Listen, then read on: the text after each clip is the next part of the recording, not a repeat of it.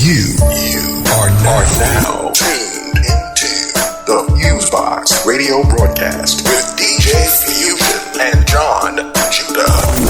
Syndicated worldwide to bring real black radio back to the masses. All right, everybody, 1 2 1 2. What's going on? You're now in tune to another session of the syndicated worldwide FuseBox Radio Broadcast, bringing you the best of what we call 21st century black radio to the masses, a mix of old and new school music representing the international Black Diaspora, such as hip-hop, soul, funk, jazz, reggae, rock, house, and more, as well as news, commentary, and interviews. After having various things happen and be out and about, we're glad to be able to record a fresh new episode for folks to listen to and all that good stuff. For those who are new to the show, I am DJ Fusion. I do stuff on the mix and commentary end. And on the side is my bro and co-host who does the same thing. Let me have him go ahead and introduce himself. Yes, y'all.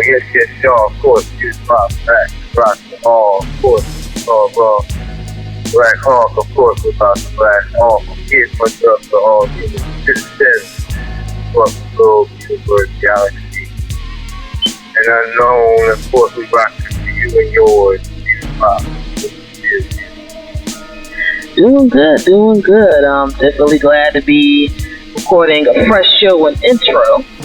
We both have various things that have occurred throughout the past few weeks, including a little bit of tech problems, and now all that good stuff is solved, and happy for that.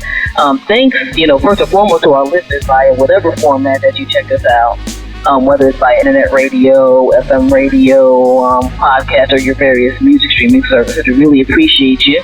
Y'all have definitely been supporting the show. It's been kind of cool to see, people's responses to some of the archive choices we've been able to post up and everything. We've still been ranked really nicely within the Podomatic rating. At the lowest has been, I think, top 15 in the past month, and the highest I think we got to 9 or 8. So yeah, thank y'all for supporting. For those who don't know, it is literally us two who do this show. We don't got no big marketing thing or a whole bunch of other stuff. And we just simply appreciate everybody who listens and checks us out. And also props to more of the black podcasting community that has been giving us shouts and stuff and whatnot. Word up. It's kind of funny in the way to look at it. We have some folks who are like, damn, y'all are still doing it. Since we started the podcast super early. I mean, this might be I think this is the 10th year we've done the podcast. Show itself has been in existence for 16 years, but yeah, I think Podomatic was pretty fresh and new, and we got on that wave, and it's just kind of fun to see how technology is now, where, some of the kids who are making fun of podcasting all want to have podcasting. Or got a podcast. I was like, yeah, that's that corny technological stuff. The street ain't rocking with that. It's like, alright, whatever. We the ones who are breaking joints. I mean, that's independent, music media in general, of course, but if you're going to hear a new joint, you're more likely not going to hear it on a podcast or internet radio than you're ever going to on mainstream radio. That's just fact. Especially with hip-hop, and especially in the United States. I'll say black music in general, but especially within the United States. Some other countries have it a bit better off on that end. But, yeah, as always, thanks for our supporters and everything. We appreciate you. And, yeah, we got a good amount of stuff to talk about, and a lot of angles. Let's go ahead and get right into that. For our new listeners, let me break down how we do things. At the beginning, we go ahead, we do our promo spiel, talk about upcoming events, how y'all can reach out to us, things of that nature. And then both myself and Ausar get into some commentary into some news stuff that's popped up that we find interesting. And then we get into the music mix. So that's pretty much more or less roughly a third of each show in terms of how we rock and roll. So let's get right into it. You can always check out what's going on for FuseBox Radio Broadcast crew via our official website, which is FuseBox Radio Online. That's FuseBoxRadio.com. And through there you can find a brief history of what we do, our event calendar, various downloads, podcasts, mixtape. Check out our photography portfolio, how to submit music, whether you're an independent music artist or major or anything in between, and our criteria for that, and a bunch of other goodies here and there. Now, if you're on social networking, we are active on a lot of the major social networks. So, let's say if you're on Twitter, it's twitter.com/FuseBoxRadio, YouTube.com/FuseBoxRadio, Instagram.com/FuseBoxRadio, so forth and so on. Facebook.com/FuseBoxRadio goes to my personal page, which I don't mind people joining, but I'll just let people know if you don't got anything going on, like remotely intelligent or funny on your sites, I'm not going to add you. And if you're a spammer, I will take you off. I don't like when a whole bunch of folks go in. They just want to put up a whole bunch of event flyers, don't even say hi to somebody. That's kind of dumb. And while technology is awesome, no music artist, new school or old, have you ever heard talk about, I flew and I got all the DJ plays that just randomly posted my MP3 on a whole bunch of people's Facebook wall. That's not how things work. But anyway, our Facebook like page, we're getting more people on there, and I really appreciate that. We're still trying to up those numbers. Just besides the radio show, we also put up different news stories and events and stuff that we find interesting. That page is facebook.com/FuseBox Radio Show, and that's just one straight word. With that. And let me see here. What else we got going on? You can always check out the FuseBox Radio Broadcast in case you miss us through our wonderful broadcast partners, all of which you can check out listed via our official blog site, blackradiofm.com, under FuseBox Radio Broadcast affiliates, through your favorite music streaming or podcast server of choice. So we're available via iTunes, Stitcher Radio, TuneIn Radio, and Mixcloud, SoundCloud, and plenty more. And let me see here. I think on all of that quick promo stealing, that's about it. A few folks we got a shout out on the event and, from the past few weeks and the upcoming weeks. On the upcoming end, there's a few joints that are going to be going on. I'm going to be at New York Comic Con this week doing some press stuff, as well as I'm spinning at a New York Super Week party over at Madam X, which is located in the lower part of Manhattan. The invite is up on our official Facebook page and on blackradiosback.com. It's free. You just got to be above 21 so it's lounge. There's going to be a mix of old and new school hip-hop, soul, house, a little bit of EDM and all that. So, come through, have fun, support the bars over at 94 West Houston Street. And yeah, that should be a good time from 9 p.m. until at least 1 a.m. on Saturday, October 11th, 2014. For those folks in the D.C. metro area, we're going to be spinning once again at the Marine Corps Marathon on the course. So both myself and Ausar are bringing all types of musical goodies to folks. And a shout out to the Marine Corps Marathon community for asking us through it. And it'll be the second year we'll be doing our thing. And we're going to be at mile 25, which is called the Runner's Village. And, yep, should be fun. Had a good time last year. A lot of athletes of all kinds rock and roll at that Marine Corps Marathon. You got the elitists of the elite. You got the average person who's trying to, meet their own personal goal. You have, folks with different types of function and whatnot. In terms of Paralympians, more, and just all those types of good things. It is the 8th largest marathon in the world and the 4th largest in the United States. So, representing on a nice level. And that is definitely cool, and we appreciate everybody for that. Shout out to the folks over at DC Rappin' One Versus Many for their Cake and Kisses tour that just passed. Spun at one of the stops over there, and that was cool. A whole lot of different types of talent on the hip-hop, soul, comedy, and spoken word that did their things over at a venue called the Paper Box in Brooklyn, New York. And that's an interesting little spot right there. Kind of brought me back to some of my earlier independent hip-hop days where you kind of had a big space that was split into different parts. They had different stages and stuff. And, yeah. It was cool, so shout out to those folks. And let me see. Oh, also shout out to the folks of Will Rap for Food and the DC Council of Humanities. Will Rap for Food, of course, we worked with at various times before with their various food drives for the homeless and school drives. Rocked over at one of those joints. And DC Council of Humanities and the Will Rap for Food had part of the event planning for the Art All Night DC programming that happened all throughout the city, and focused on a little bit at that around Southeast DC, around the P.D. Green Center, and that was cool. So shout out to all them folks. And yeah, that's about it at the present on the event end and stuff. And you know, we're always open for events and stuff. In terms of spinning, just go to the FuseBoxRadioOnline.com site and reach out, and people can talk and see what's good. Because all of that helps us stay on air and do good things. And you know, nobody here is a multi-millionaire or billionaire yet. So, you know, it's cool to be able to do one's craft, but it's also cool to be able to eat off one's craft too. So, yeah, that's the good stuff on that end. And yeah, I think that's about it at the present for the promo shout. Let's go on ahead and get into a few news stories. It's been real interesting the past few months. First and foremost, let's touch base on the situation in Ferguson, Missouri, post the death of Michael Brown. Unfortunately, very, very unfortunately, we cannot say that the officer that killed that young man, Darren Wilk, has been arrested. It's been over a month.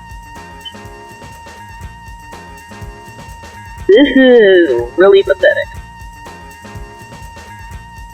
Like, the thing I can't get with this particular story is how some folks really want to act like America is all sweetness and light and some kind of post-racial fantasy when you have American citizens who have to go through hell and high water to even get proper attention with stuff like that. We're still in the country where a lot of folks look at black people, particularly black Americans. Of course, all people, but particularly black Americans as still being second-class citizens. You're first class when you're spending your money or providing entertainment, but you're second class when you want to be treated. And in the year where we're like 50 years past the, you know, Civil Rights Act being passed, that's a hot mess. And, you know, all types of stuff has been happening in Ferguson, including, you know, more reports of crazy police brutality situations and folks messing with people's rights, which I had to give one of the federal judges around that way some credit for telling people that, look, you can't just be grabbing up people off the street and arresting them saying that they're disturbing the peace. They ain't doing it. They were literally doing it like, oh, you know, you're in the way and blah, blah, blah. They were just arresting folks. You had people not wearing, which, you know, I think it's happening less, but it's still going on. The people not wearing their police badges or names. They can't be identified. Which if I was a law enforcement officer, which is something that always kills me with these type of stories, a honest and fair law officer probably has one of the toughest times in the world. Somebody's committing foolishness, you know, that blue wall of silence ain't gonna help you out, even if you're not the person who's doing stuff. So it's very strange not hear police talk about when other police are screwing up, even if it's just procedural stuff. But it is the way of the world, unfortunately, and hopefully that will improve. And I think one of the things that's happened since the Michael Brown situation, which is both good and depressing at the same time, is there's a plethora of stories about the abuse of power by various law enforcement, not just in Missouri, but all over the country. And there's also a lot of situations where, you know, I can understand being leery of, you know, being wrapped up in your tech, but when you have people who have this cell phone technology now, they're showing people doing foolishness that they would have got away with before. I'm happy people are buying smartphones and having tablets and stuff. There was just a story not long ago where they just finally had some police get suspended and charges put against them because a boy was taping this bad treatment of their people getting arrested. And they got pulled over in a car, excuse me, and they were saying that, you're speeding or something like that, and ended up pepper spraying a dude, not even the dude who was driving, the woman who was driving, they pepper sprayed the dude sitting next to her in the face. And due to the kid taping it, they're getting an investigation on that. It is sad that you had to be about, I think the child was about 8 years old, that had to be on an 8-year-old child's mind. That I cannot trust law enforcement if I'm brown. You just had a situation not too long ago where you had a brother who the police told him to reach for his wallet and then started shooting him, and that was caught on the police fence camera. Like crazy stuff happens all the time, but it's not like it's not antidotal anymore. And more and more people are rising up against the nonsense. And in the day, I'd rather have folks like the Michael Brown and the Trayvon Martins and all them folks just get justice right from the gate. But if people have to fight us and continue struggling for it, more of this stuff being out there where people can't hide or sweep it under the rug or be like, well, folks were big and black, so they were scary. That's just helping, folks out more in the long run, so I think. Because sometimes in this country, you got to rub dirt in the face of some people in this country for them to want to acknowledge that it's there. So, that's a few things that have been going down on that end. Next up, and I've had a lot of listeners send me all types of stuff about this Ebola situation in the United States. I'm gonna be really blank and real upfront about it. America didn't give a damn about Ebola until some people of European descent started getting it. There have been outbreaks of Ebola here and there in Africa for a while. And it's killed a lot of people, and unfortunately it seems like this strain is killing more people. But it's very weird when some folks of European descent, some from the States, some not, got it. They get rushed to the CDC headquarters hospital. They get various treatments that are said to be experimental, and they're all better. You have an African man who was a citizen but had family in Africa by the name of Thomas Eric Duncan, who got it after coming back from Liberia after visiting some people. He ends up not getting what they say any kind of this experimental med until right when he was about to die. He ended up dying today. I'm not saying that the man wasn't meant to die. Well, it's our time. It's our time. Regardless of your spiritual background, that's how things work. But you can't help but to have your conspiracy side come on. Like, these other people were able to get into the finest, medical care and be fine. This dude was pretty much just left to die, and still has family and other people in quarantine.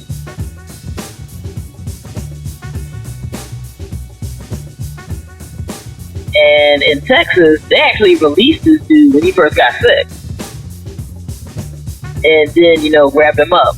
I'm just saying this type of thing is weird. Do I believe we're going to be in some Walking Dead situation because of Ebola? I doubt it.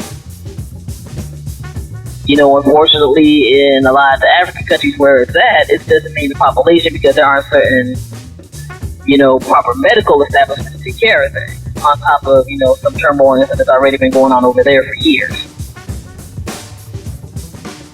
But you just gotta look at stuff in a funny way where it's like, are we getting separate but equal treatment for this? Because if this is an example, it's gonna be a bad look for folks if it's spread somewhere else later. I don't know. I just find Ebola scenario interesting. I also find how the mainstream media treats it interesting, because it's almost like they want to have a panic and they want you to calm down. It's always a problem that makes me think it's a distraction tactic as well.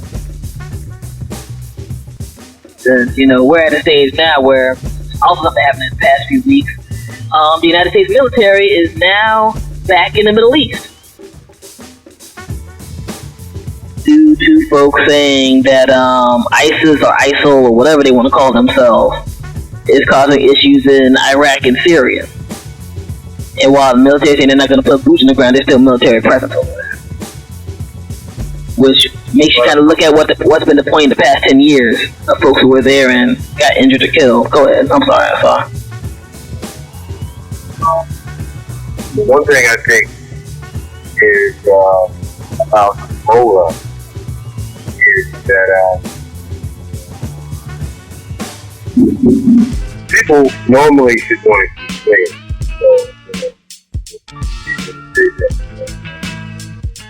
So, definitely in a world of energy. So, trying to get off on people weird, it's interesting that somebody can get over here with all the personality that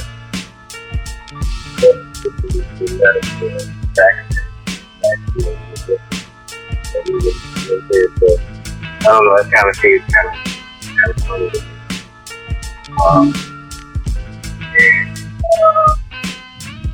I think that moderation is funded by some people who don't about it. History has shown that most of the time groups are funded both sides by like the same party. So you don't know if it's isolated to be planted so they can have more military presence. They're funded by the same way that for example, IBM and Coca-Cola were not exterminated over time U.S. soldiers going down. So the idea that big money can't be behind something, the idea that has happened in the past, makes you look at the future things. And unfortunately, innocent people get caught in the middle of it. A lot of times it always works by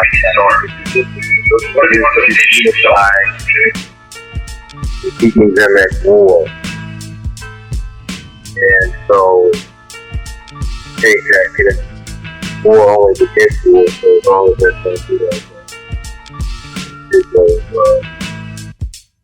conquering or having people up under you, subsidies, something that you it's going on to continue to do it. But anyway. It's all good. Yeah, there's gonna be a little scatterbrained news. I got a whole bunch of tabs pulled up and stuff to talk about. On the artist, in rest in peace to Jeffrey Holden, dancer, actor, painter. He lived to the age of 84. He did a whole lot of stuff. He was one of those faces I think people recognize, but until he passed away and you saw his face, you didn't really think about whether he was in or what he was involved in. Real quick breakdown via the New York Times in terms of some of the things that he did.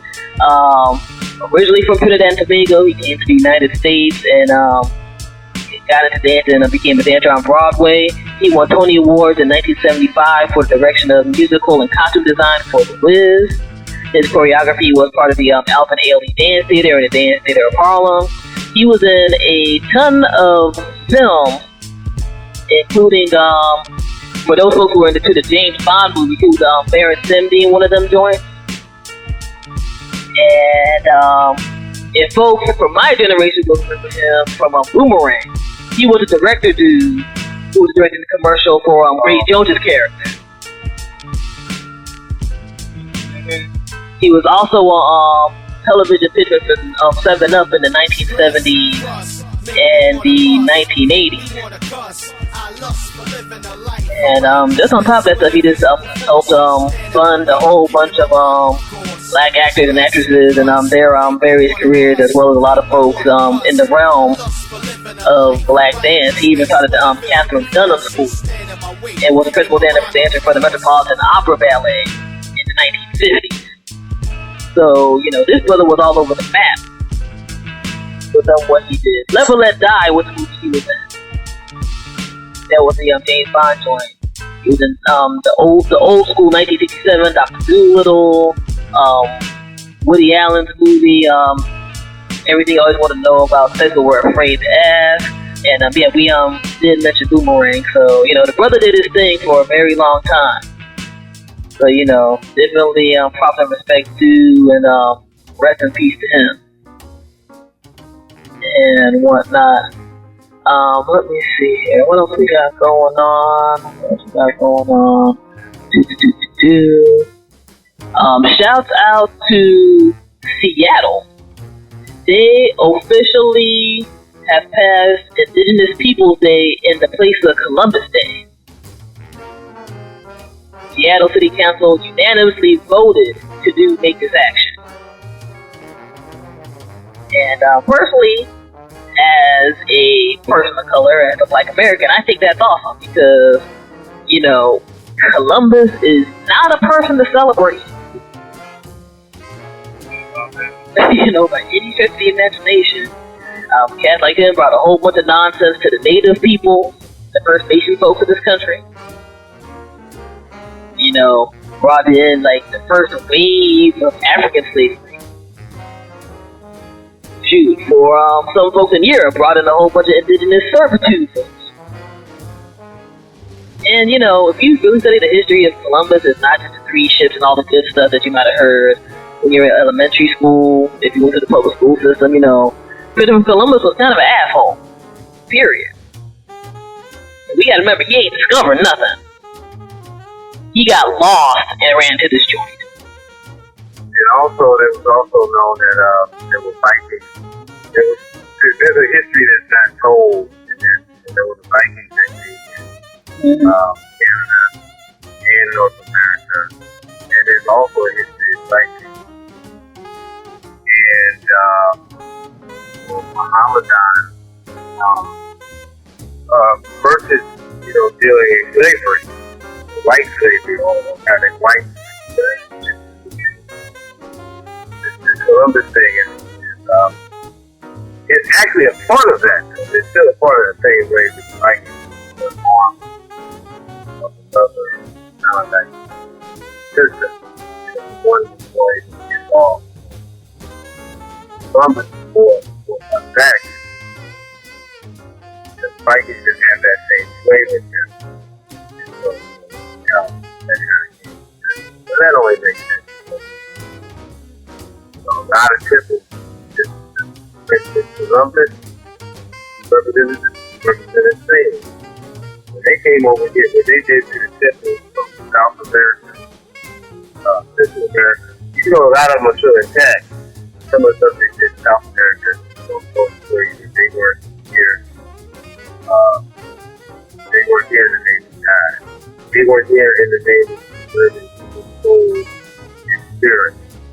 It's more of a sacred death kind of concept. Or as they say, to keep us not only blinded but bound to material existence. The ancient wisdom of sex individuals so that you work your body and then you were able to leave this body form. They wanted to be kind of what the Mormons were kind of like the main intent. That's kind of what that meant.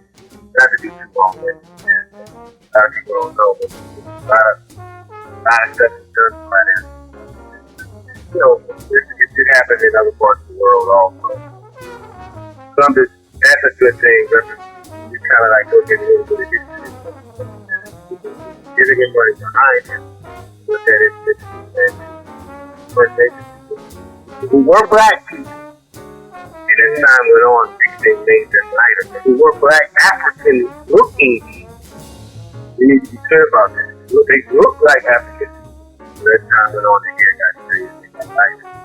But, so that's why there's a thin line between First Nation and African.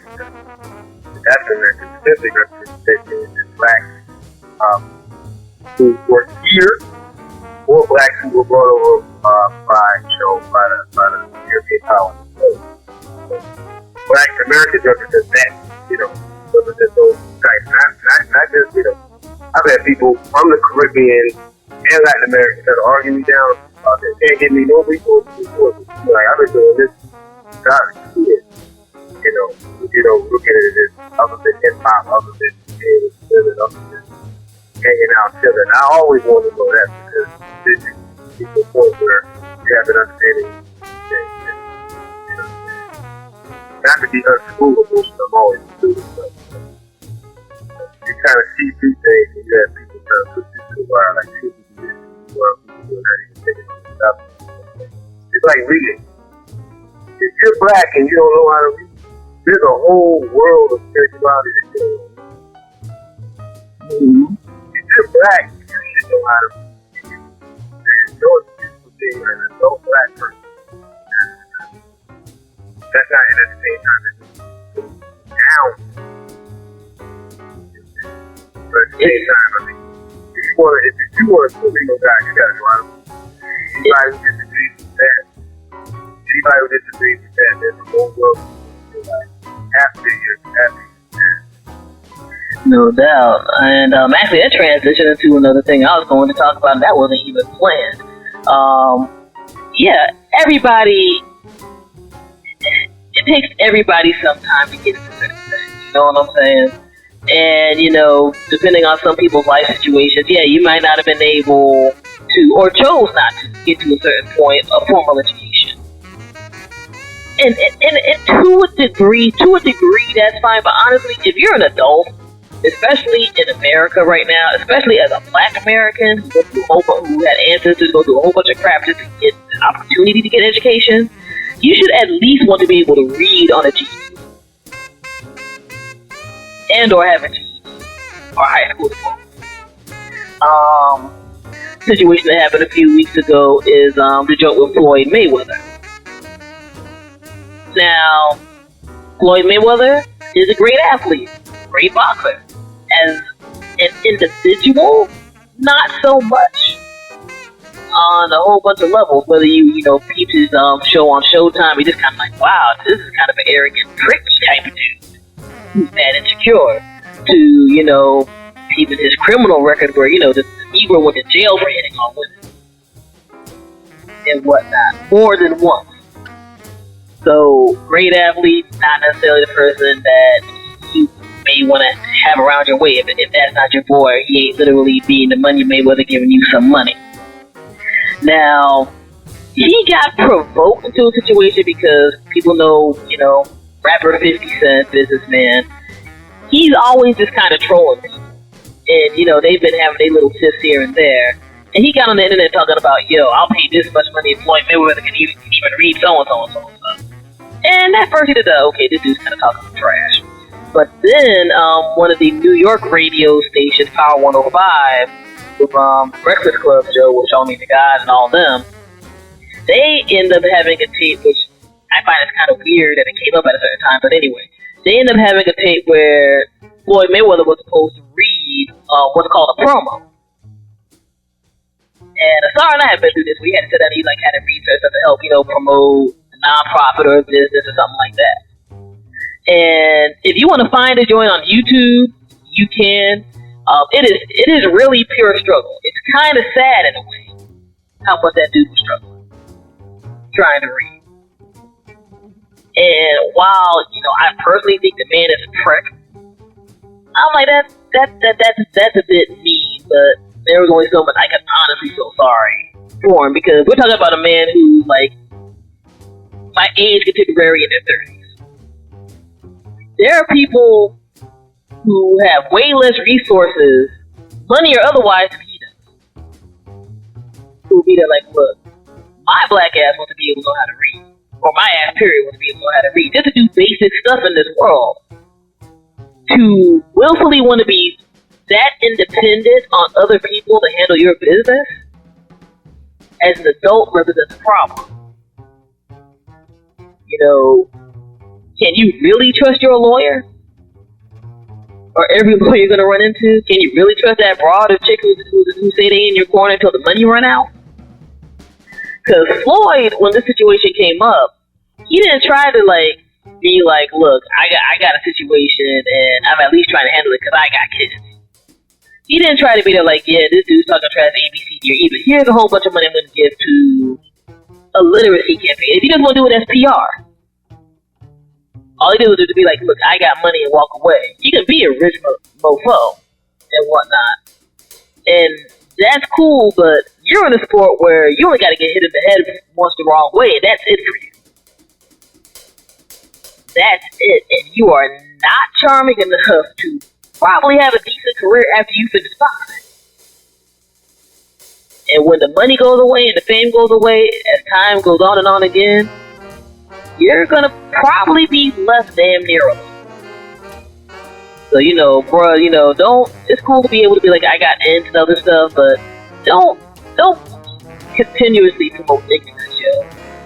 You know, you ain't supposed to be rich, black, and ignorant. You can have a formal sixth grade education on how to freaking read. But that's it. This is deep down now. Most of the knowledge that half of the knowledge will be almost special mind. Black people should fucking change. We'll get them black people. Half of them, you know. I just happen to know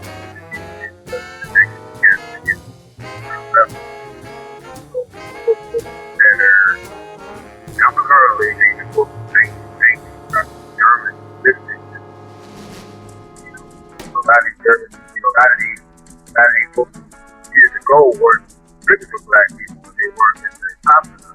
It's kind of like they were literally following church. I bring that to say that I had to get on the road to start knowing knowledge to know that I had to go beyond black. You know what I'm saying? We had to get this information because these cats only had access to that information. That's the total of black people. So they reworded the ancient black knowledge, and then we have to kind of like read between the lines and read a variety of different stuff to be able to coalesce and bring everything together. You know what I'm saying? You know, the Nazis were bad, but they had ancient around and ancient wisdom that they could learn. So I'm going and reading stuff that were rather, some were Aryan, but they had bits and pieces of knowledge that the ancient Egyptians and ancient Atlanteans, the Warriors, and different people had, and you like to be. That's how deep it is. If you ain't read, that means you ain't even get the basic stuff. You graduate to that level that you get the other information to kind of let you know. And it's kind of about reading the most sections. It's about implementing that into have a better effect on their immune system by their mind. Keep their mind and understand through their mind and through their mind. You know, we go about breathing and different ideas that make us all in. You know, it's just deep to me. I ain't gonna get too much deep into that. I don't know. It's deep and ancient hieroglyphics. A lot of times we base it learning metaphysics, and you have to kind of get within it to kind of see where it is, where you land. You know, read between the lines. It's like it's fun. It's fun at the same time because I'm still a hip hop dude and I'm still trying to live my life regularly. I remember a commercial when I was really young. Yeah, reading is funny. You know, some people are I go so much about information that's been destroyed and been destroyed so much information from Mayans and the Aztecs, Central America, South America, that's only a couple books of that. You know, like, I can't. the money in those handball books, they go that they kind of correspond with stuff that is ancient areas. You know what I'm saying? So it's kind of deep, kind of get it, cut it off. If you don't know God, if you're not reading, because all they do is if you're not reading, that's body. I not know that. Or as the Bible calls the devil, has power. Yeah. How did not the party thrive? They were in league with something that they would give them something. So why can't they do that with anybody? All these ruinous empires that destroy black people, or even civilization in Europe that was thriving against them. Destroy that. You know what I'm saying? And they had power from the outside. It says that they were looking at us as the ancient writers were looking at us like a microscope, like a doctor looking at a microbe under a microscope. These folks were looking at us and saying, you're manipulating me, whatever. You know, it's just a real deal, and you know, it's time for business to be bold. If you don't believe in God, then or the magnificent, unknowable, and he works through the known or known elements, or the elements that we can almost not elements. Spiritual unity that we can acknowledge. You know, if you're not doing it, you know, spiritually, people like, well, I don't care about God. I want to transition something real briefly. I want to get a shot to the old DVD. I just got into that because, like, you know, all the money, you know, the ones on homosexuals were very interesting, and also the ones on rap and that was very interesting. I just say that black people represent founders of knowledge and wisdom and everything. Hip hop is black music if you take it from a historical standpoint. Just because an artist is fake no music, they are properly interpreting and not distorting it. Like the priests as a whole, they spread that information. You know what I'm saying? So it was information was beyond whether it was mathematics, physical spheres, or knowledge and talent. You know what I'm saying? They spread that, you know what I'm saying? But at the same time, they didn't want to go out there and interpret it and be done for still purpose. You know what I'm saying? So, you know, it is everybody's music. Like funk, music, blues. All American music is black music. It just had a different name.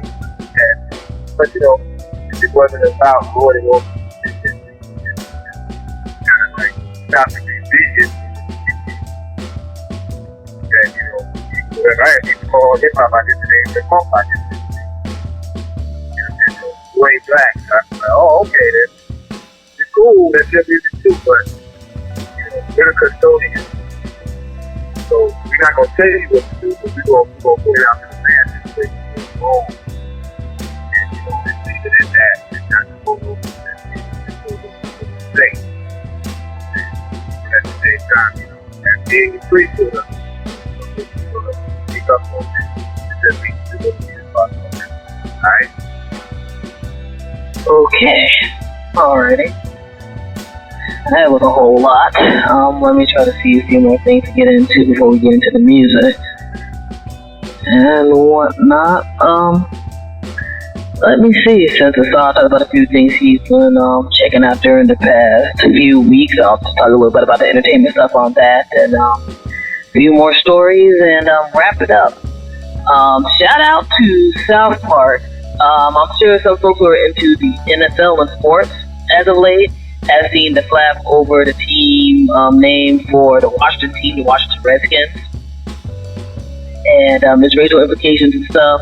If you have a Hulu account, particularly a Hulu Plus account, but I think they actually still have all the seasons for free, just go to Hulu.com. Check out the season opener episode of South Park. They went in so hard, making fun of the folks who try to defend that name. It is hilarious. That's all I can say. Like, I don't even want to give away half of the stuff that they do in terms of that, because they also make fun of like Apple and Kickstarter too. But that's the main crux of it all. When you see how they tear down the owner and the people who support that team name, yo, it's just greatness, yo. Go ahead and peep that. Also, the new American Horror Story series started. And I peeped that, and you got a lot of folks who are in the past season or two, including Angela Bassett, Kathy Bates, and more. And yeah, if you scare easily, this is not the series for you. But if you're down to see some crazy stuff, at least what seems as of right now to be a good storyline, yeah, they went pretty ham on this first episode, but. I think the series is cool. I dug the majority of the second season that was on the American Horror Story Coven and whatnot. It got a little out there at the end, but there are some. I'm not even gonna get into a whole bunch of stuff, but there are some serious parts of that series and scenes that I'm like, this is already classic, right from Jump Street. So shouts out to that. Shout out to what ABC at the moment seems to be trying to do with the TV show Blackish. Now, the title is stupid for that show. But the pilot and the second episode, I kind of get where they're trying to come from with it. And they got a good cast from K.J. Ellis Ross to Lawrence Fishburne to Anthony Anderson and all that. In terms of trying to get, multiple facets of the Black American experience into a comedy again, in terms of prime time TV comedy. And I think they got that on Hulu as well if you end up missing an episode or two. Or if you just got cable, you do your on-demand thing there. I'm going to talk more about that series in depth at another time, because there's a few more things we got to get into. Oh, also shout out to Denzel for his latest movie. And whatnot. If you like badass Denzel, kicking some booty, go and see that new movie. I haven't seen the movie, but I do remember the TV show as a little kid,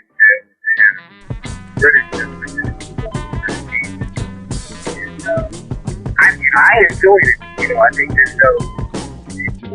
I remember as a kid enjoying it. It's kind of like the movie Taken.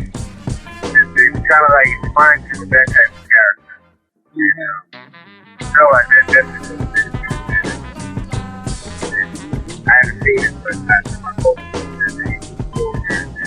Yeah, the Equalizer is badass, man. Like, if you're down for Denzel and those type of roles, you're already going to dig it, because there's some stuff, man. Woo, it's brutal.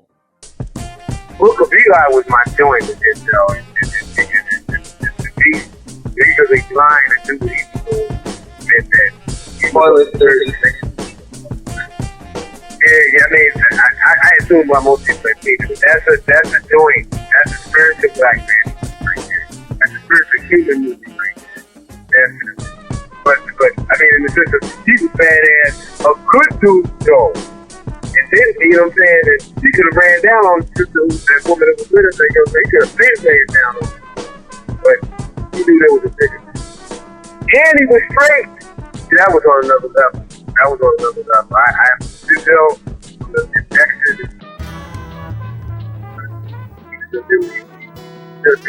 good presentation of blackness. Maybe not all the roles, but he's that good presentation of blackness. I appreciate that. Yeah, no doubt. Let me see here. Talk about Blackish. Talk about the South Park joint. Because, yeah, again, that South Park joint, I think that's probably one of the most brilliant skewerings of how people look at the Washington Redskins controversy that's been done in quite some time. Oh, this only on that out too. Shout out to the Daily Show, where they had people go down to we're based in the DC metro area, and they went down to FedEx Field where the team plays, and they interviewed some white fans that asked, why y'all so beat about this team keeping its name and not changing and so forth and so on. They ended up bringing in a group of Native Americans to confront these folks in the stadium.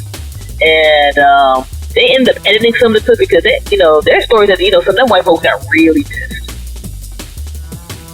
But when you see like how that mirror gets turned on people, and it's kind of funny that it takes like a parody news show to do something to make a point. Like it's clever. Like peep that clip on the web and whatnot too. Oh, and lastly, the Nas documentary about when he made Illmatic, Time is Illmatic. That joint is dope. We ended up getting a screener. I just peeped, and I know they're going to be doing some limited engagements in all over the United States before putting it on demand as well. And if you like music documentaries, period, I think you'll dig it. If you played, even if you was just like playing the album, let's say that you like came up with the album at a certain time of your life. Like I was a teenager when it came out, and I personally still feel that's the best album he ever made. Like to hear the breakdown of like how the environment was at the time, the inspiration between each song and different things from him as a grown dude, as well as different clips from different people at different times. It's a cool joint. It's a cool joint. I'll go so far to say, like, if you're a hip hop head who likes, that Steve, you like the Beat Drive the Life Tribe documentary that came out about a year or so ago, I think you'll dig this.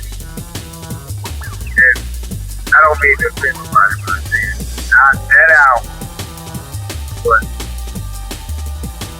for some people, Illmatic was something. I'm not gonna say we just some people that album was the way the Chronic was for some people. Illmatic was that way for some other people. In other words, where that was like, round my way cat on everything. It wasn't the same. However, I noticed that some people had their kind of preference. They got the whole line. Period. In Jersey, I remember that during the beat, in Jersey Castle, they're not Illmatic album. What's it like? What 8, 9, 10 songs? It was kind of like the old school album. It kind of had that thing. That was wasn't my favorite album of the period, but it was definitely very much important. Just at the beginning of it. And the beginning had Your State of Mind, and it also had that whole conversation, that old Wild South, a clip of the Wild South, that old documentary about hip hop coming to South Bronx. And at the end of the album, he had It Ain't Hard to Tell. It was like in between those two energies, there was a lot of stuff going on that was very helpful hip hop and stimulating. That's why I'm of this era, even though I take black music much more seriously in the 70s, 70s, early 80s, hip hop was that way for some hip hop was like that. That album, in some ways, was stimulating. So maybe not as much as the public hearing the album, but that album still was very stimulating. I definitely think that's one of the better albums. No doubt. For me, it definitely brings you to a certain period of time. Like hearing albums like that join the first two Mobb Deep albums, the first two J.B. Sandwich albums. Like if you never walked past the New York Project in your entire life, and you put on those joints, you would at least, maybe piece of videos, you would get a feel of a taste of what that might be about, because those folks made those type of stories. And, showed it from, particular viewpoints and angles, and all of that. Now, people who, see my presence on social media and all that know that I balance out, nostalgia with what's going on today and whatnot. Particularly like how music and stuff is, because there's always been great stuff, there's always been crappy stuff. Always be stuff that's like, man. But that was a period of time where there was a real nice streak of albums. Like, I think with the MP3 age, folks, because it's easier to get music, they don't necessarily have the hype of what New Release Tuesday was like, where all these certain albums came out at a particular period of time, and you had to go take yourself to a store. Like, we were talking about not even maybe about 10 to 15 years ago. You had to go to the store and look at all these albums and be like, damn, what am I going to buy? Because it was that fly, you know. So you sitting there like, looking at your chains, like, I guess depending on what play you had at the time, what CD or cassette of this album am I going to get? Crap. It's not that much that way anymore. Not just because it's a tape, but because there's a certain vibe that's not there anymore. Granted, some folks who released dope stuff back in the day aren't necessarily as hungry or as uncomfortable or whatever anymore. It's not going to make certain types of things. You don't necessarily got to repeat doing the same joint all the time. But there is something about that period where I can still put it in my MP3 player and drive it and not hit skip. You know what I mean? I can play Midnight Marauder to this day, and I've owned it in every single format possible except reel to reel, because they ain't put on reel to reel as far as I know. You know what I'm saying? And Illmatic is like one of those type of joints up top. So shout out to the folks for making that doc, and that's a few of the things I personally peeped out lately that I think are good enough to recommend. Oh, on the album, and shout out to Flying Lotus. His new album is tight. You know what I'm saying? He got a lot of like almost like a free jazz thing with hip hop going on in his latest joint. Oh, and also Brand New being all for one album came out around that time. That's right. That was one of the albums, towards that top 8 albums of all time at that point. And that was one of those albums that I told you. There was a lot of albums from that period. LLK Mama said 90. Wow. That was one of the albums. It was Enemy had like 2 or 3 albums, and Chronic came up. And it was from 85, and a lot of people don't know about that hip hop thing. From 85 to 95 was probably the best period of hip hop. 1985 to 95. And that was before 95 to the end where FCC started, FCC and Communication Corporation started consolidating. They started to put on everything. They put a couple avenues and channels where you can get stuff played. So on radio and on TV. Yep, the FCC Telecommunications Act of 96. That changed the game dramatically in a lot of ways, especially in places that were big cities. So it's really like hip hop if you're gonna go beyond your era. Like that in the 80s and 90s of today. Our newscasters is old. Old cast gotta listen to stuff. In the sense of it's not they got it, but they listen to the radio today. You know what I'm saying? But so that means that the older cats are in a position to be a stick-on basis. Because they're hearing stuff they knew as kids, stuff they knew as a younger, depending on the age of them. Especially, you know what I'm saying? So it's very interesting, but it's all No doubt. That actually gives me another good transition. I'll do that, like literally 2 more stories and cut this out. We ain't been doing this for a minute, so this is gonna be a little more talky than usual. There's been a lot of news opinion pieces about Lauryn Hill as of late, and folks of course still know her only official studio album is The Education of Lauryn Hill, which kind of makes me feel old because that joint is like 16 years ago. And whatnot. I remember people running and getting that joint in the dorm when I was at Rutgers back in the day. But anyway, Lauryn Hill has been spotty at best in terms of what she's been doing with her career since then. And in between, having a kid, having a relationship breakup, tax issues, and whatever else might be going on within her sphere, internally and otherwise. It's been kind of jumpy, but she still has people who come out to check her out and do her shows. There's people who are very extreme about how Lauryn Hill is. Like, well, don't diss her because she made that great album and, you know, she can still potentially do greatness. You got folks who are like, man, you know, this broad ain't do nothing in a minute and her show appearance is spotty. And, you know, you can't really depend on that, so why am I supposed to just be waiting? I'm gonna be real matter of factual about this, and people have saw me put this on Facebook and Twitter. Lauryn Hill did some great music. I think that is beyond the shadow of a doubt. This being said, if you're making your living as a live music performing artist, and you're doing this for pay, and, you know, I've seen some of these tickets for these Lauryn Hill shows, and they're not cheap. You don't necessarily have to do note for note that album every time you get on stage.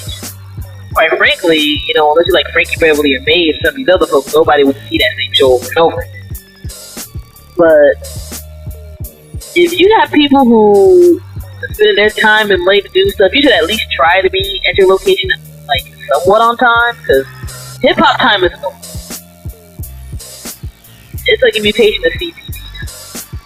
And, you know, to be like how Miss Hill has been in the States and overseas, by that time she's been at bare minimum an hour to 4 hours late, that ain't gonna fly. And it's not like because your you know, plane had issues or your car had issues or something. You just came late. Then you're doing shows where you might be half-assed and singing it, or you're rushing your set, or you're cutting your shit so short. That's just not professional. It's not professional, and it's really disrespectful to the people who are still going out and supporting you, especially in the age where people can go onto a whole new trend and a whole new vibe. You know, Lauryn, if she's not 40, she's damn near 40. She needs to be able to do this. She has age contemporaries like the Erykah Badu's and this will come out, and they'll tear down a show consistently. You got people walking out like, I'm glad I spent my money. I want to spend more money. Lauryn, besides that Unplugged album, has not put out anything besides the occasional single here and there. And if people want to be really honest, those singles are awful spotty. There's flashes of the L Boogie that we saw back in '97, but that's not all there yet. Like, Lauryn Hill would almost been better pulling it to D'Angelo, disappearing for about 10 years, and when he came back performing live, murked. You got people like, yeah, we still want a new album, but you know what? Every time he's out there, he's murking it, so we'll just sit back and be calm and be cool. As a creative, a lot of creatives don't even make the claim to sustain their own living, if we're going to be honest. If you are able to sustain a living or do a good amount of your income doing what you want to do and that's your passion, that's a blessing. Lauryn Hill is taking a dump on that blessing to me, and I just can't co-sign that. I hope the best for her. I don't know if she's going to do anything mentally or whatever else, you know what I'm saying? But you can't blame the man or the mean reviewer when you're screwing up yourself. There's times I think that we sometimes coddle some of our musical greats a little too much, and I think this is what's happening with Lauryn Hill. Like, she still has it here and there, but when the second that people start wanting to pay that money to see you, you're done. I think they'll eventually get it together. Hopefully, otherwise,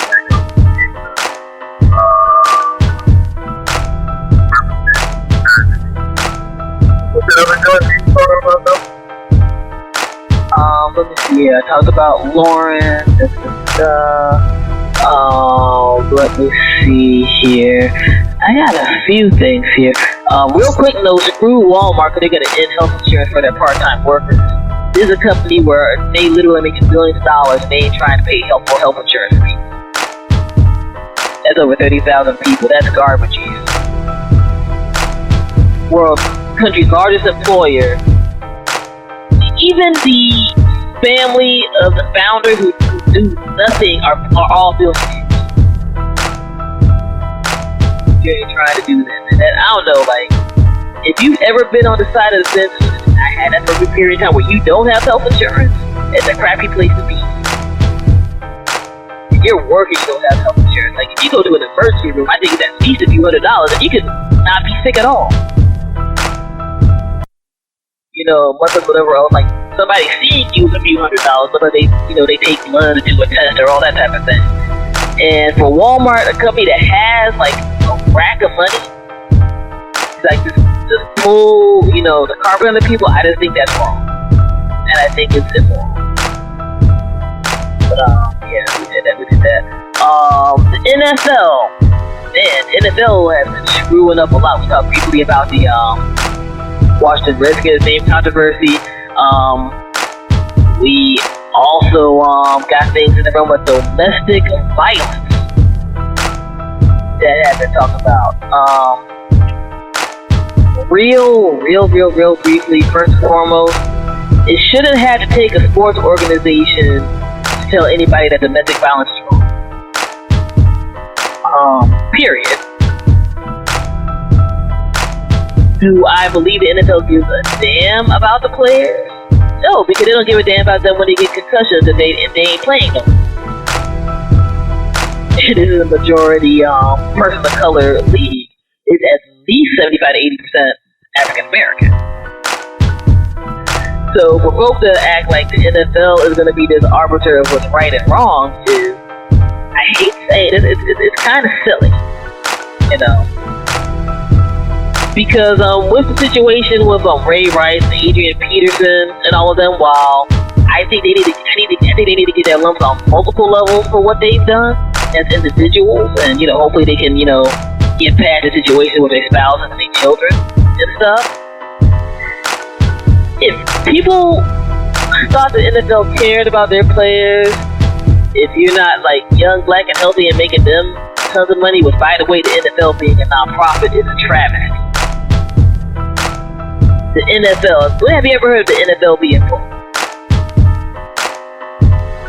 Even the players that get millions of dollars, everybody else on top makes them.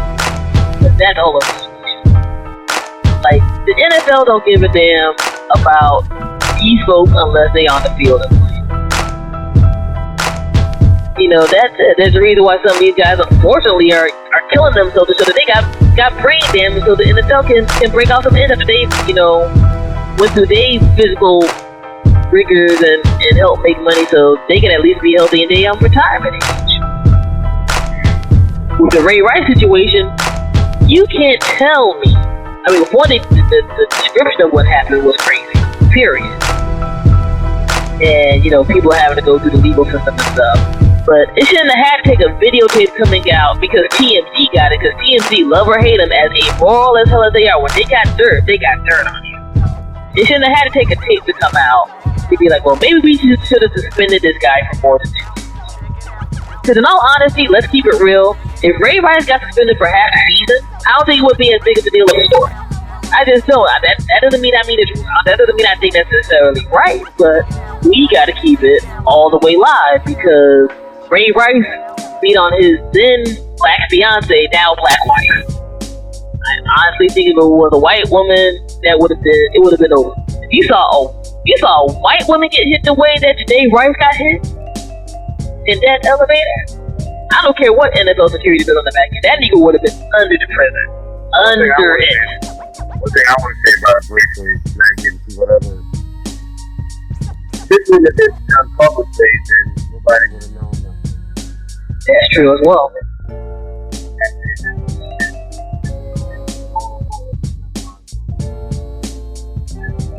I'm amazed at black men. Or you know him who engages in things publicly. Put his hand on it, put his hand in the death. My wife, and this brought her out face down. And let's break down one other thing too, really quickly. This happened in it's now closed, but this happened in Rebel Casino in Atlantic City. If you've ever been to a casino, there are cameras everywhere. In other words, I was amazed that he drove around face down and you're a black man. You're gonna get hell for that. You better to the stereotype, man. It's like, bruh, you see what they look like. As soon as I saw, I'm thinking, that you beat up in the street. I'm like, I gotta remember those many times I see cats face down. So that's like, like on your back, face down, face with you, I'm like, I could almost, I remember, I'm like, I could go jumping on their back. I was like, you go down, cold. I was like, nah, bro. That's all that. I just hurt, bro. I was like, my point is that you're almost like a high profile person when you're a high profile person.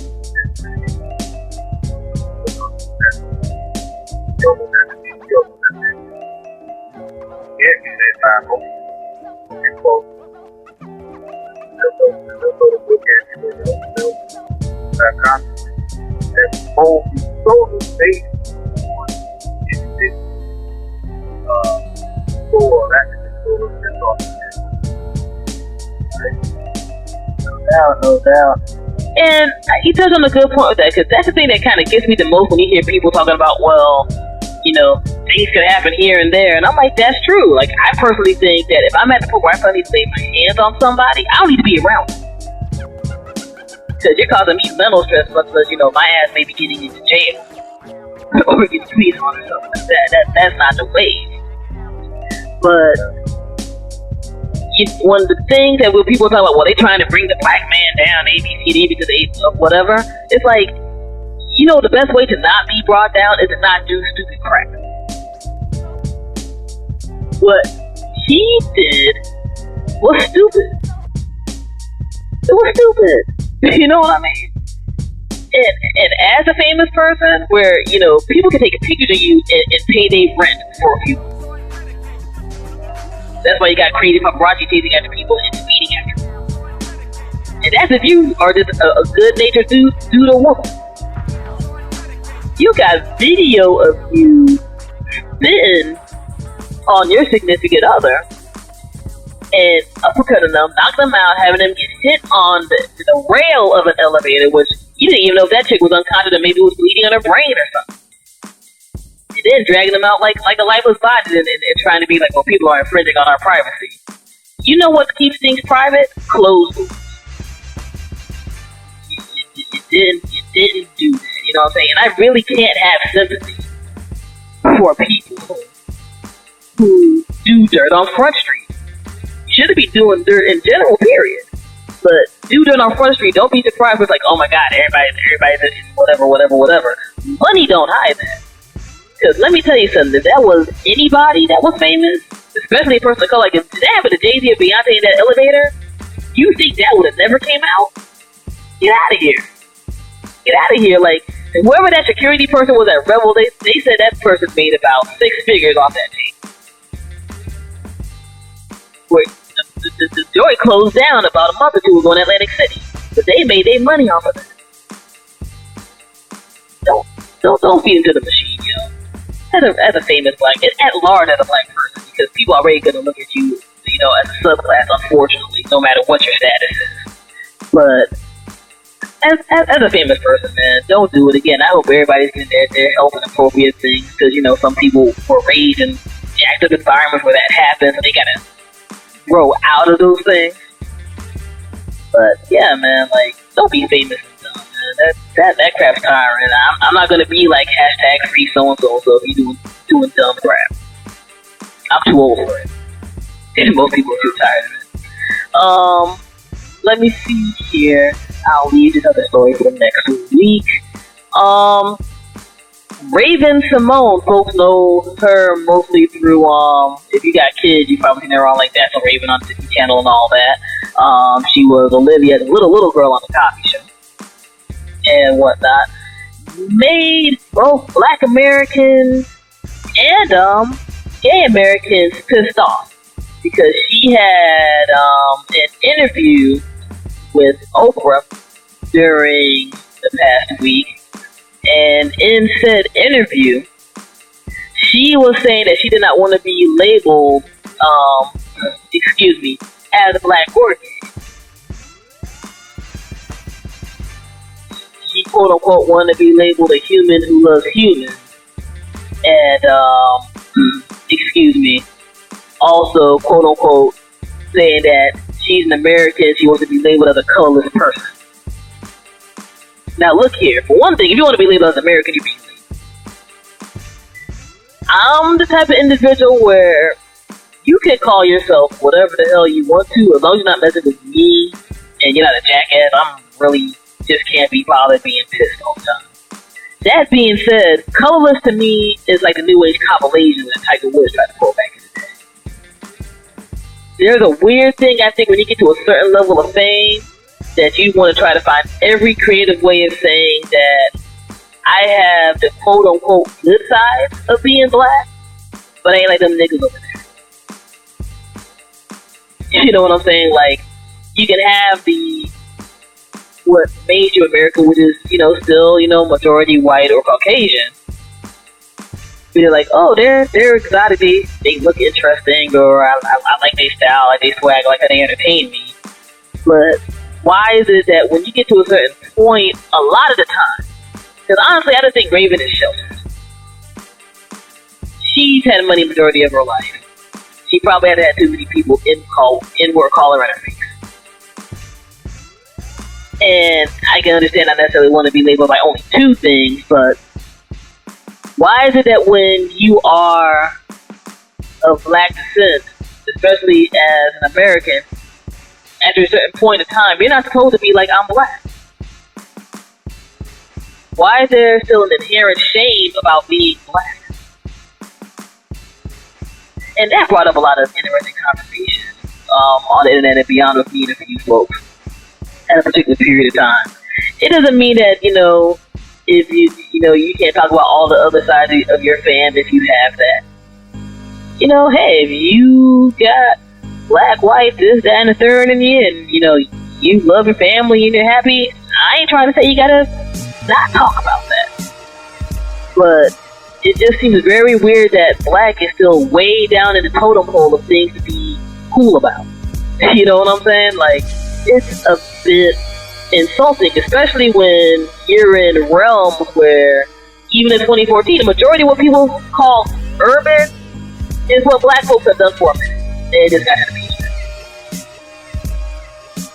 Like, why can't you just be there like, I'm black, I'm proud of it, and that's it. I'm not even necessarily talking about you being political. Being like, yeah, I'm black American, I'm cool, and you can shut up. Because one thing that was brought up to me, and I had to kind of give them some acknowledgement of that, is that, yeah, you know, being black doesn't mean you got to be loud and political about everything. Like, I'm like, you don't got to be loud and political about everything. But to, you know, put on these labels like new black and this, that, and the third, it's just weird to me where it's like a purposeful distancing. Everything that should be labeled quote-unquote black ain't negative. And when you look at how people do certain labels, we gotta remember that a lot of mainstream America did these labels. We ain't do that to us. If anything, some of us unfortunately perpetuate some of these stereotypes. But, you know, you can't be cool being black on one side and not black on the other. And with a lot of these cats who say these things, you know, don't be black when your ass is in trouble.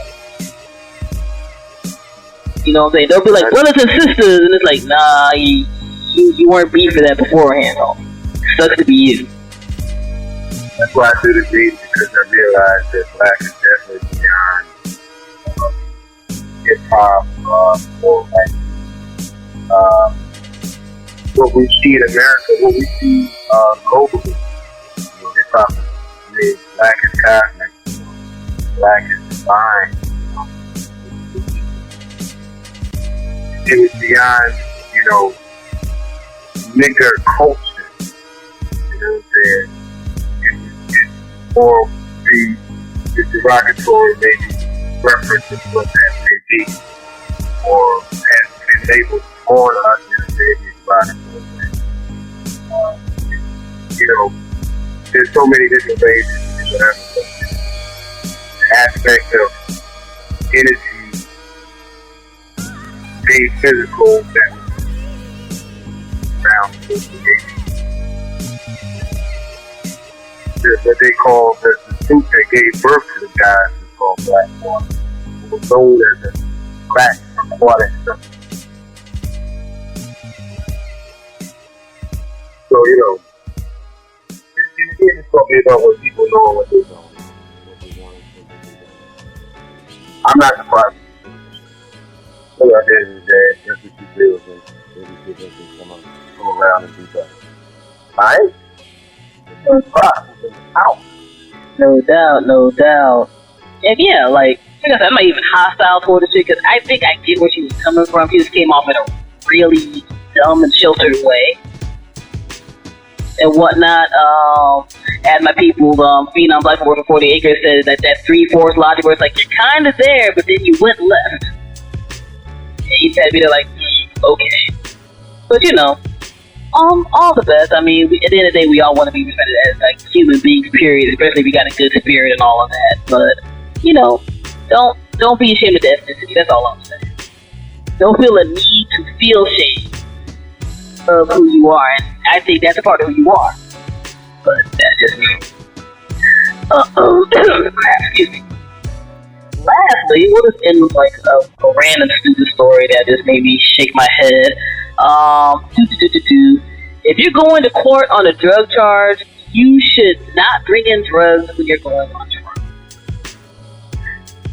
A man, excuse me, by the name of Richard Thompson of Stamford, Connecticut, was arrested at the TW Bridge for driving under influence and was suspended license and having weed in his car. He goes to court to answer to his charges. Went through the screenings. Like, if you ever been to court for anything, whether it's like jury duty or you had to drop somebody off or whatever, you got to go through all that security stuff or whatever. Get pat down, all that good stuff. When he was being searched, officials found on him 50 grams of weed, rolling papers, and a blunt wrapper. And this happened at Fort Lee Municipal Court too, so we're not even talking about New York and stuff like that. It's like, bruh. If you had to have it on you, or you were trying to, get your last puff in before you might have, gone to jail, you couldn't have nobody hold that for you. You're gonna walk in and get extra charges put on you because you don't. And on top of all of this, the arresting officer was the same cop who arrested him on the driving charges. Who was in court.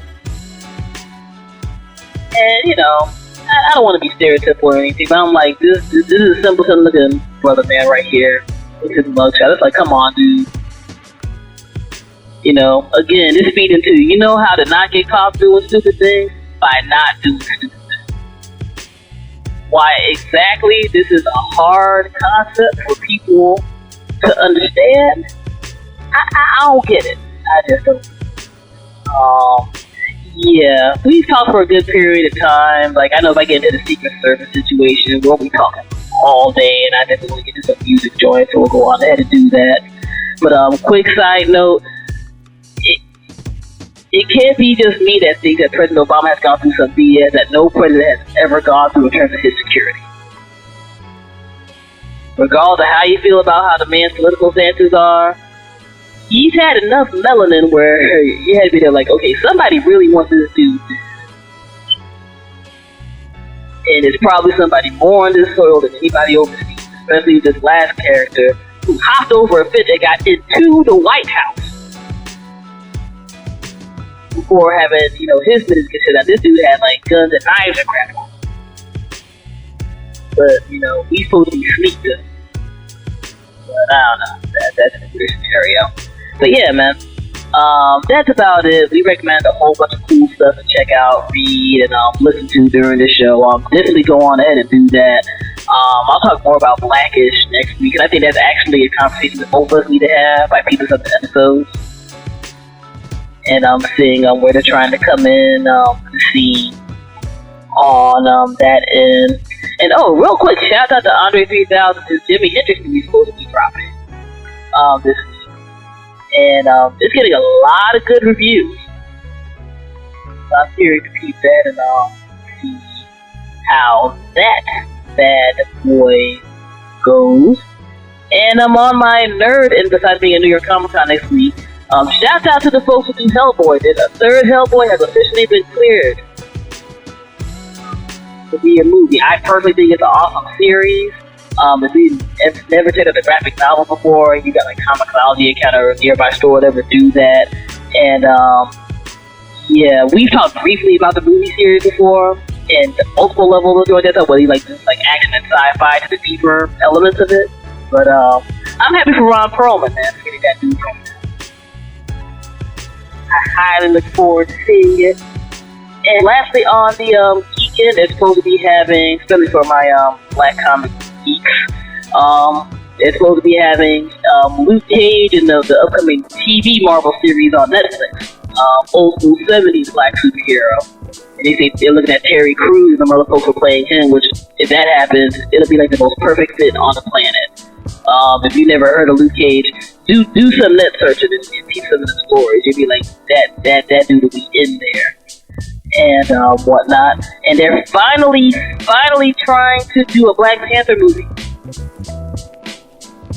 And if people are familiar with the Marvel series and whatnot, the Black Panther actually ruled in a fictional African country where they have like the highest level of technology and whatnot. And like the various stuff that he goes through in that country and dealing with the U.S. and all that type of stuff. And, you know, the action and stuff is kick ass. I know he was married to Storm from X-Men for a minute in the series. And they actually had an animated series a few years like that. I know it's on DVD now, and I think people can find through the internet to get an idea of what that cat's about. All I can say is Hollywood, please don't screw it up. You know, Black folks want to have good movies and stuff, so we don't want just tokens. If you get a good character off after you've had a Marvel movie with Guardians of the Galaxy that had a talking tree that said 3 words and a raccoon, y'all can get Black Panther off. I'm just saying. Y'all can get that done.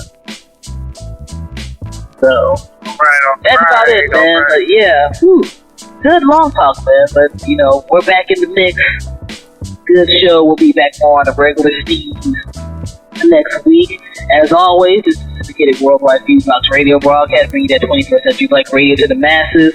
Our playlists are not polluted by payola. We play what we want, how we want. This is make your nod your head, stop your feet, all that good stuff. And as always with the commentary, you don't gotta love or agree with everything that we say, but if it sparks up thought and some conversation, we did the great job that many awesome independent media people before us and during the present and hopefully in the future will be doing. So this is DJ Fusion, about to get into the mix, signing off. Alright?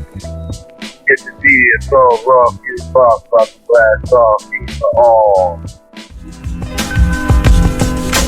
You are now listening to FuseBox Radio.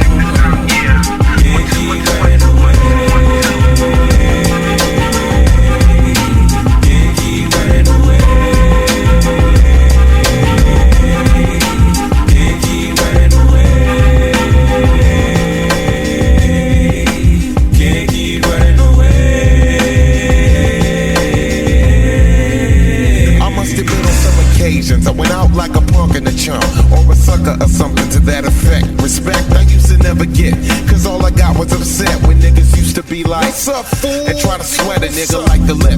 For no reason at all, I can't recall if niggas rolling C's in my face. Down the hall, I'm kicking it in the back of the school, eating chicken at 3. Wondering why's everybody always picking on me. I tried to talk and tell them, chill, I did nothing to deserve this. But when it didn't work, I wasn't scared, just real nervous and unprepared to deal with scrapping, no doubt. My pappy never told me how to knock a nigga out. But now in 95, I must survive as a man on my own. Fuck around with fat lip, yeah, shit get blown. I'm not trying to show no macho is shown, but when it's on, then it's on.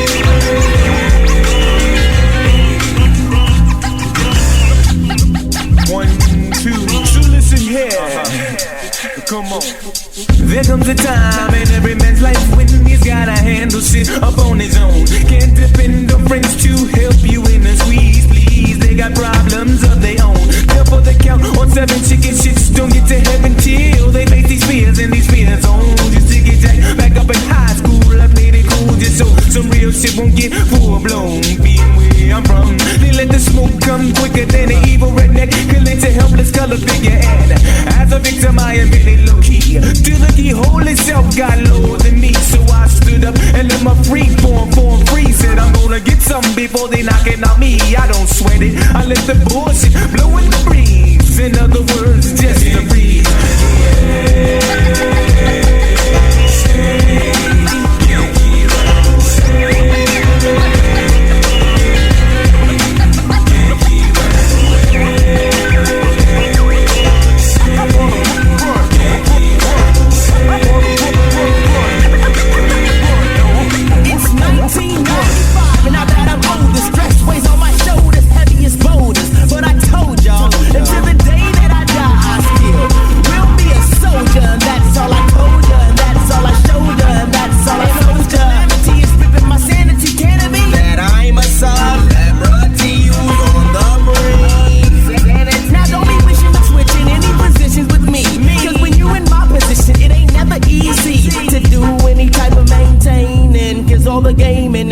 From entertaining, it's hella straining to the brain in. But I can't keep running, I just gotta keep keen and cunning.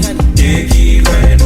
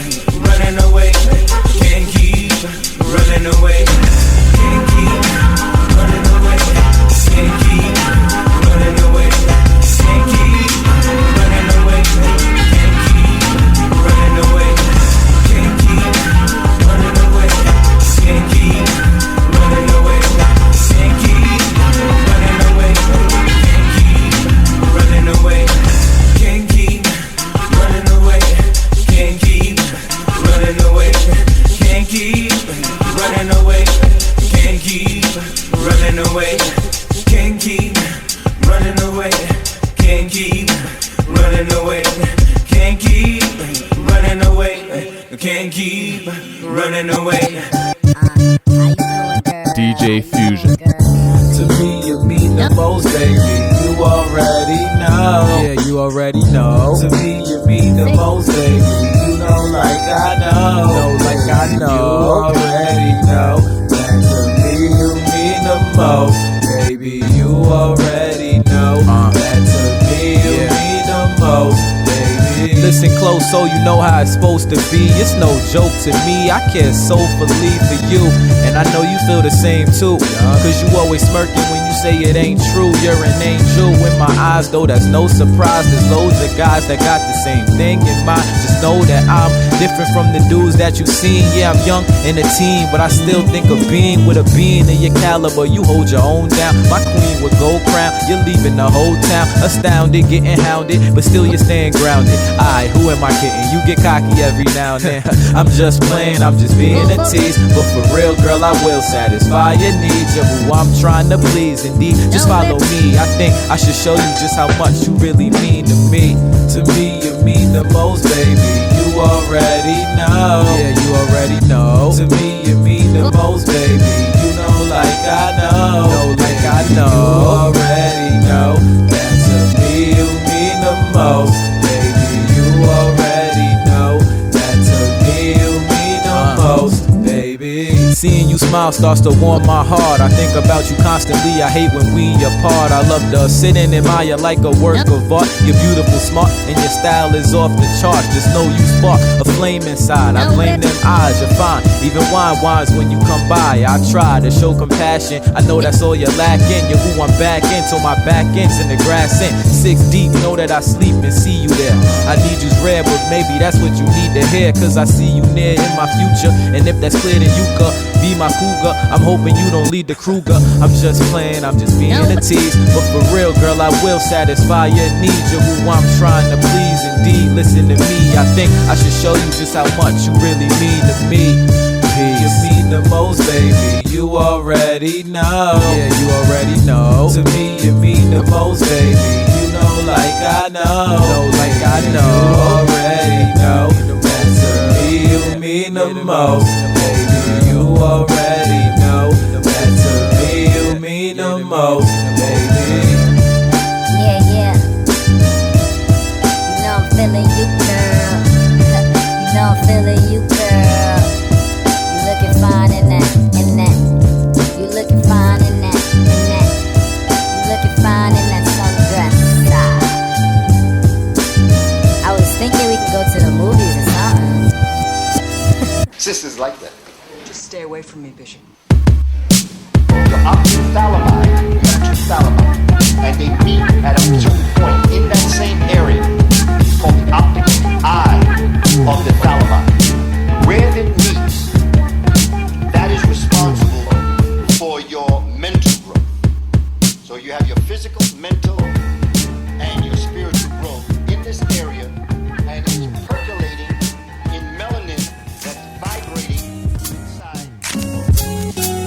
Driver, look out. Yeah. The hottest DJ Fusion. Shoot. I'm so hungry, man. I can eat the rich. Eat the rich. Eat the rich. Yeah, I'm so hungry, man. I can eat the rich. Eat the rich. Check me out. Things are looking good, but I can't mess with your hair though. Ergo, that ladder climb is an air show. But thank God y'all like a with that hood. Treat me like you think I wrote the instruction booklets. The instruction booklets. Cause of my home, the hammers pop, and your selfies look like glamour shots. Before that endorphin high, I take orders like Dorset High. Escort the sky, poor guy, I'm a horsefly. That's because I'm so hungry, man. I can eat the rich. Eat the rich. Eat the rich.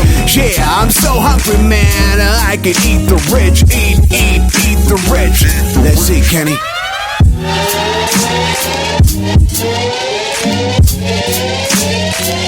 Celebrate a little bit.